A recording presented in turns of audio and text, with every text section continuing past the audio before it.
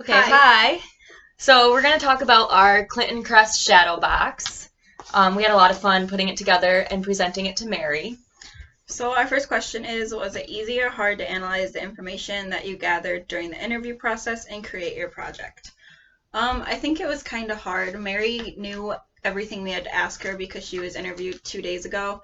So she kind of just took all of it and rambled it all off at one time. And so it was very I don't know, It was hard to like gather. rehearsed, kind of. Like she already knew what she was supposed to be doing. Right, so it made it hard for us kind of to especially with the sheet we were given, because didn't really go in order of that at all, so it was all over the place. It was hard to gather a timeline of her whole life because she would tell us about one story that happened and then another one, and it was kind of jumping all over the place. So that was kind of hard to gather our information and make it organized. Right. Were you able to get a good occupational history from your client? Kinda. Yeah, I think that she talked about a lot of her past and a lot of things that were really important to her.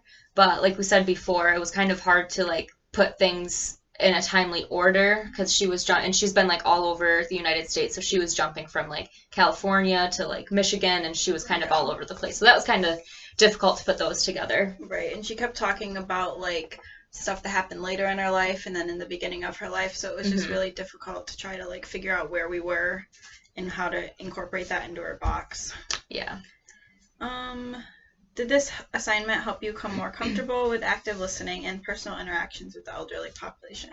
I think it definitely did. It was kind of weird when we first went up to them and we're like, hey, we're here to kind of interview you, but it got easier. Yeah, and I think that, like Megan said, the first time it was a little awkward because it kind of seemed forced. But after going back today, it was really easy. It was easy to just sit down with her and have a conversation and talk about her family because we already knew about them because she told us the first time. So I personally think that the second time was a lot more laid back and comfortable. Right. We didn't have specific things we had to make sure we asked her. It was just relaxed conversation kind of. Yeah.